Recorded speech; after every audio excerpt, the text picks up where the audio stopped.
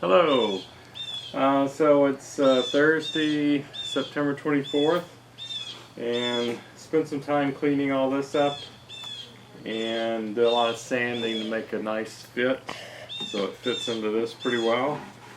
So tonight we're going to put this in and glue it up, tack it in place. The thing I want to show, if you can see this, I put like an all thread coupler here, glued it in place, and technically it matches with this hole here. And the idea is these are rail buttons, and the rail button mounts here. So as I was saying, these are rail buttons, so there's two of these. Depending on how long this rocket is, I may end up putting three, but these go in the rail and actually guide the rocket. So I wanted to anchor one to the centering ring. So basically it goes together like this, comes in, line up with the fins, goes down. This took a lot of sanding to get it to fit this smooth actually. And once that's lined up, then the rail button goes on here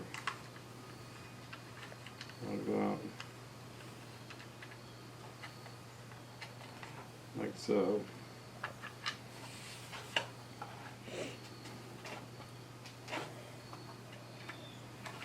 Okay, so what we'll do is we'll glue this in place, and then once this is glued in place, then we'll start doing some fillets. That's going to be a slow process because I'll do these two, let it dry, then do these two, let it dry, and do these two.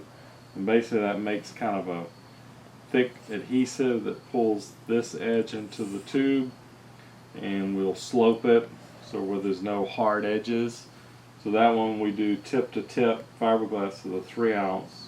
It'll go smoothly over these levels, so we'll do the 3-ounce tip to tip again once, twice, 3 times, and then we'll put the extender section on and then go one loop with 3-ounce to blend this in, and that would be it. So I'll go ahead and glue this in place. In the next video we'll be doing the fillets.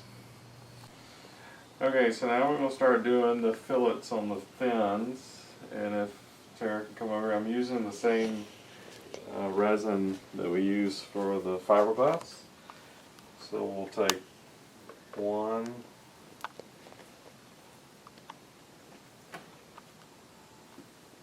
2 of the 105, which is the resin, and then 2 squirts of the 206, which is the hardener.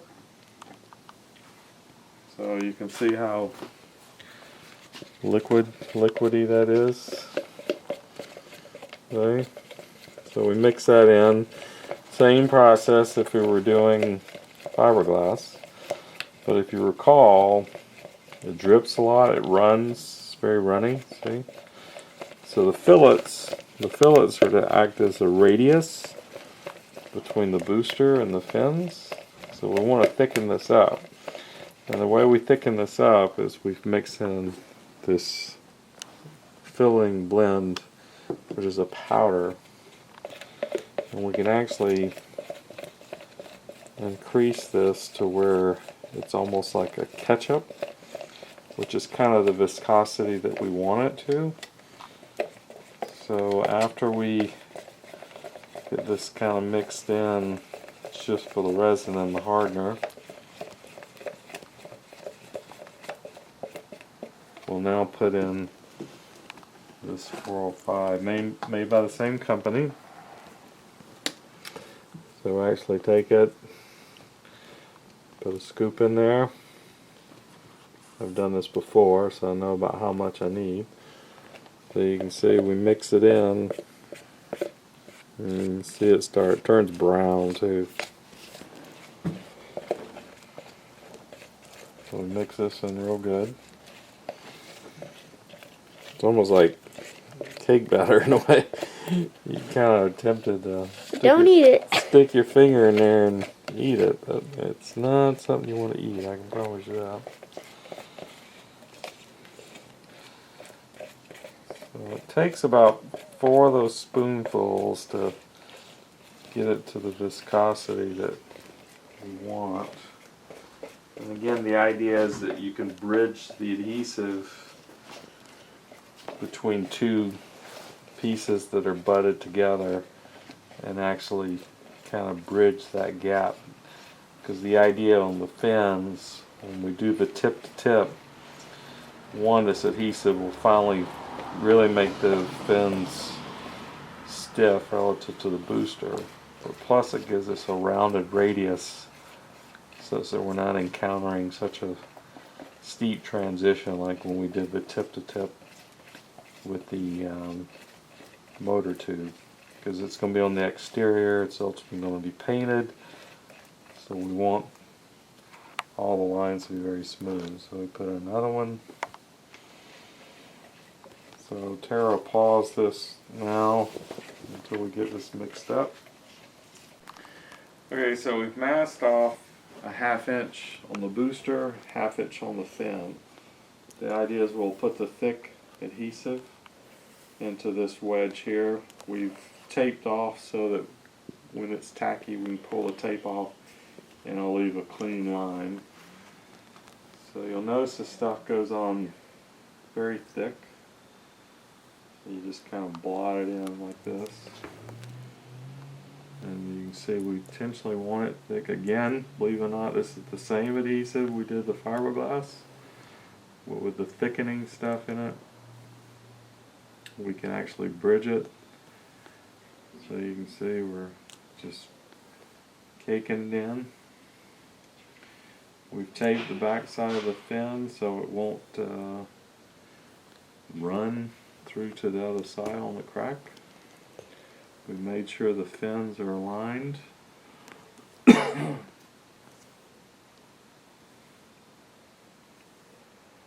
it kind of levels out on its own because it's so thick, like that.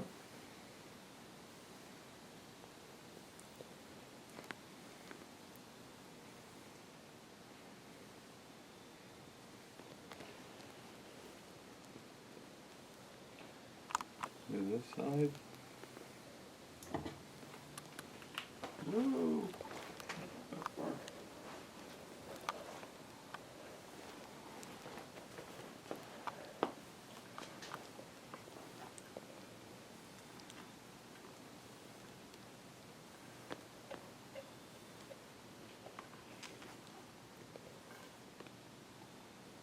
Like so.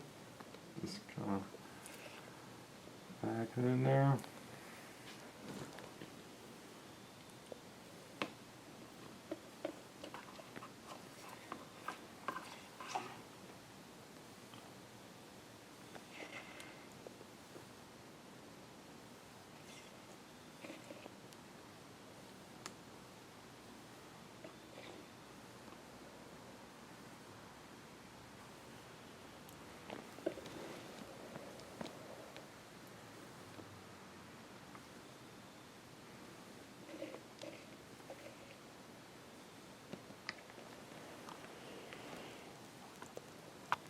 We'll actually bring it kind of to a point there, like that.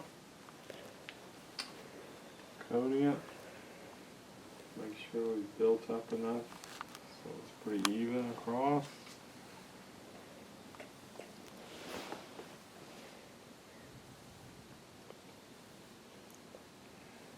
Now, we can pause it for a minute. Now we take the edge of the spoon and rake it across,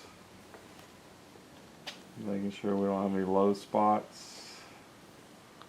Preferably a disposable spoon. Yes, that's true. Put some where any low spots may have been.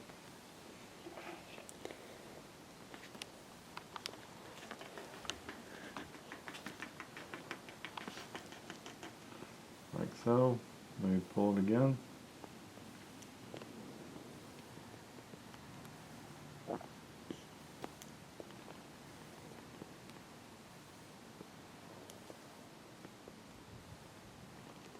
up.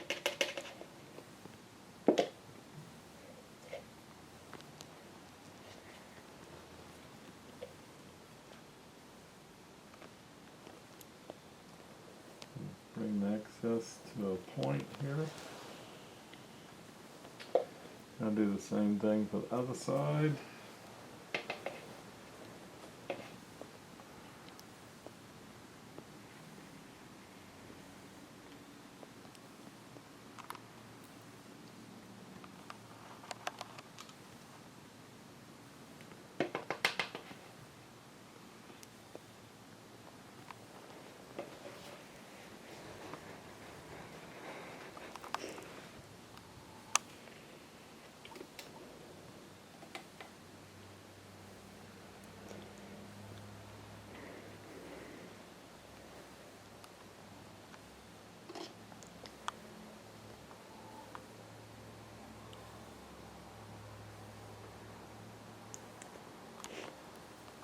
There we go.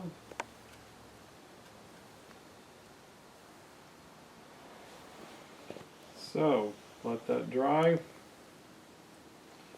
Do the other two, and we'll be ready to do the tip to tip. Bye!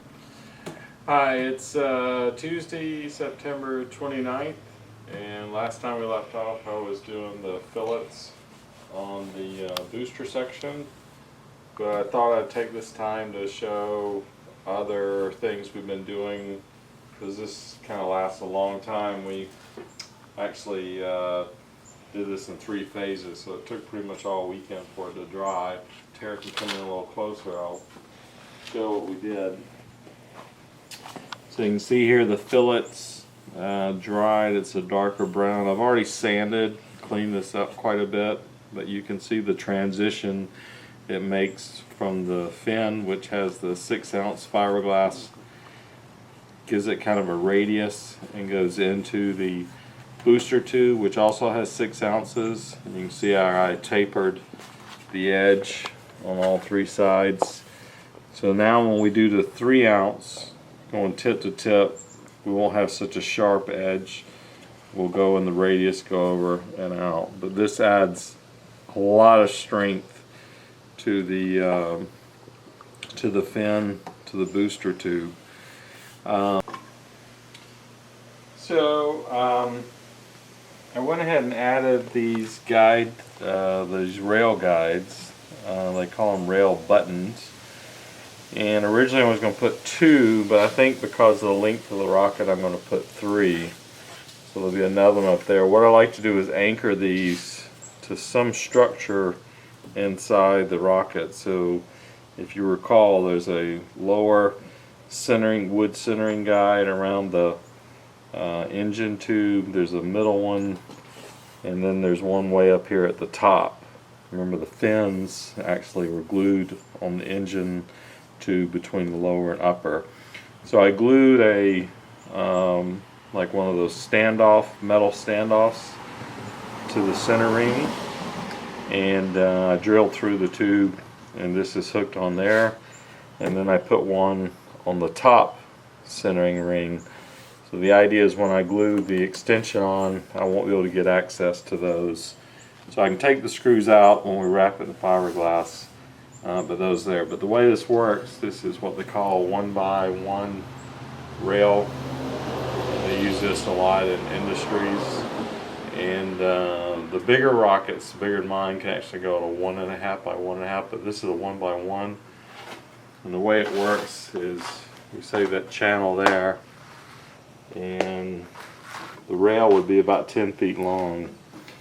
It goes through 1, 2, there'll be a third up here, so it locks into place. You can see that's what holds the rocket, guides the rocket until it gets up to speed to where the fins can actually guide the rocket. So the idea is when the rocket leaves the rail, it should be going at least 50 miles an hour. So you want to have enough of these. The bigger the rocket, the more you have, the longer the rail. So that's what that is. So some of the things we did while we were doing the fillets. This is the extension booster. If I take this apart, we'll actually be gluing this in place tonight. But you can see this also, if you recall, got the one wrap of 6 ounce. So this is the coupler that couples it. This is actually used to be the attachment point for the booster section for the drogue chute. If we're doing single deployment, this would be the main chute, but in most cases we'll be using this as a drogue. I don't know if Tara can bring it over. If you can bring the camera over and shoot down here. You can see down in there, there's a U-bolt, stainless steel U-bolt, and we've epoxied this section in. And on the back side we have Teflon nuts backed on with a regular nut to cinch it down. We'll actually put glue on that. The hole is there so the injection charge from the engine, which we'd use as a secondary, can pressurize this whole compartment. So once tonight we glue this in place, this will become a permanent section to the booster. So the booster will ultimately be this long. So our next step is we will do a tip-to-tip fiberglass of 3 ounce. We'll bring it up to about here. We'll do one set of fins at a time. We learned from our mistake with engine 2, we don't want it to separate, so we'll let it fully dry, do this section, let it dry, rotate it, next section, rotate it next, so it'll take a long time. From here all the way up to here, after we glue this in place and fill in and sand it all smooth, we'll do one wrap of 3 ounce, and hopefully that'll make this almost seamless, so one constant tube. So this will always be one section once we're done, this full length, with the one attachment point for the drogue chute or the main chute. So when the rocket takes off, once it reaches apogee, ultimately the altimeter is in the altimeter bay. We'll charge, pressurize this tube, and separate the rocket at this stage here. If we're using single deployment, we can use the engine itself, injection, same purpose. Comes off, so the drogue chute or main chute in a single deployment will be attached here and here. So these two pieces will be dangling with a long extension cord, and there will be black powder canisters here that will blow at apogee that will pressurize this whole tube. This is a pressure fit and it separates. The other end of the altimeter bay is actually screwed in with 3 stainless steel screws. The idea is this joint is never disconnected unless we're doing maintenance. This is the payload section. Payload section then would be coming down and then on the other side of the E-bay, roughly about 500 feet, there's 2 other ejection charges that go off that pressurize this section. If you look real closely, there's 2 56 nylon screws. There's 3 of them. The nylon screws will actually shear. The nose cone will come off. In the case of single or dual deployment, the main chute would be in here. So I'm going to back these out. I'm going to take these screws out. So we tap these through. And obviously this is a disposable item. You can see how small they are. So we actually calculate the charge to achieve enough pressure in this cylinder that would actually push the nose cone out and shear off these screws. So I've got them in there right now just to hold it together, but I want to show you. So let's assume this section is falling in dual deployment. It's detached from the booster. It's held together by the shock cord. 500 feet, boom, this comes off. And you can see the brass plates where it taps, that's where the screw goes through. So that brass plate acts as a knife edge and it will actually cut the screws such that this comes off. And now the main chute, one side will be hooked with this ring here, and Tara can see in there. The other side of the chute will be hooked on that. So this is what will come out. The main chute will be in there, and that's what brings it down to the final 500 feet. Now I cut the nose so I could get access to put this hardware in. We're going to actually seal that up. But this is pretty much done. So really from a construction standpoint, all we've got left is to glue this section on, which we're going to do tonight. Then we'll sand this tube to smooth it out so it all feels like one tube and get rid of all this roughness in the seams. Once that's done, we'll do the tip to tip of the 3 ounce of fiberglass. Once that's dry, we'll do the one wrap. And then structurally, the rocket is done. We'll videotape and show you how we attach the parachutes and all. But like I said before, we're going to run this rocket with a 38mm engine, which is a step down from what it can run at 54. We will run it about between 1,500 to 1,700 feet and go a single deployment. So we'll put the main chute in here, let the engine itself discharge the chute, kind of like what we're doing today.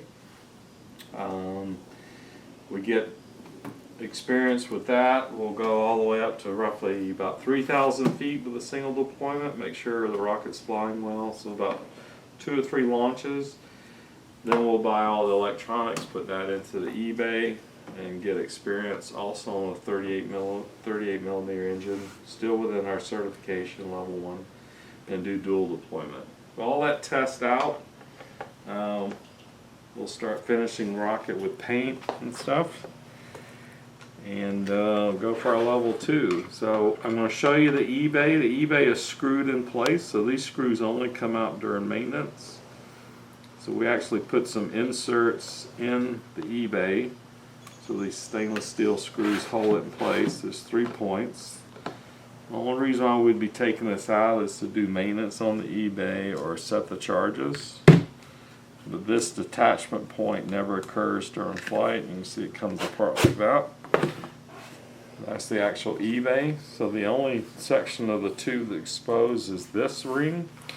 We will actually put the switches in the vent holes. You have to have a vent hole so that this bay stays the same atmospheric pressure as the outside. Because of the speed of the rocket, you run the risk of this being a higher pressure than the outside. So there's calculations you do to make the vent hole the right size. There'll be 2 key switches. So the idea is you fully arm the unit, put it up, set it straight up on the launch pad, and the last thing is you turn a key switch in 2 locations. That activates both altimeters, and you'll hear a beeping noise to confirm. The way to access it is you take these wing nuts off, like so, and you just pull this one side off, and you can see the sled. Technically you pull it completely out, so you can see how we tap for the screws. This is the sled. We'll put a 9-volt battery, the board, which is pretty small, and some wires for 1 altimeter on this side. We'll put the other one on this side. There'll be wires that go to 2 canisters on the outside. One's the primary, one's the secondary. The canisters will have the black powder and the electrical switches. We'll actually deploy the main chute. This side will have the same thing, 2 canisters that will actually deploy the drogue chute. So technically we've got 2 backups. The primary, the secondary, black powder, and apogee, plus the engine. We're going to intentionally make the engine fire about 1 second late.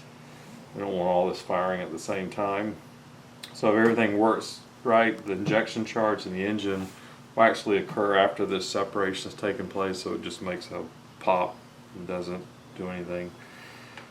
And then this will stay intact with this unit until it fills the 500 feet, and then it injects, and then that's where the nose comes off. and does the shear pins. So we'll actually fly this rocket a couple of times before we ever invest in the electronics. I already know what I would get.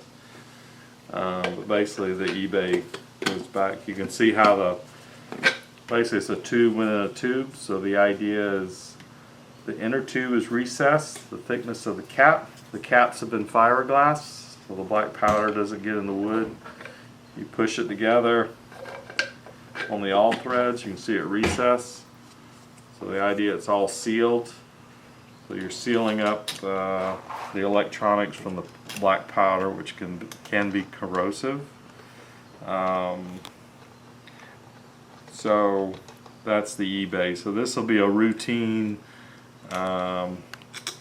step here before every flight, taking the altimeter bay out and setting the charge, checking the batteries. You can actually download from the altimeters into your computer, and it'll show you the whole graphs of the flight pattern, the acceleration, the g-force, the altitude, everything. Once you're done, you basically put this back in, line it up with the line like so, and we put the screws back in, put a new set of nylon screws in, pack the chutes, load an engine, it's ready to go again. So tonight we'll glue the extender on. So in the next video you'll see I've already sanded this out, and we'll be doing the tip-to-tip fiberglass. Okay, so until then.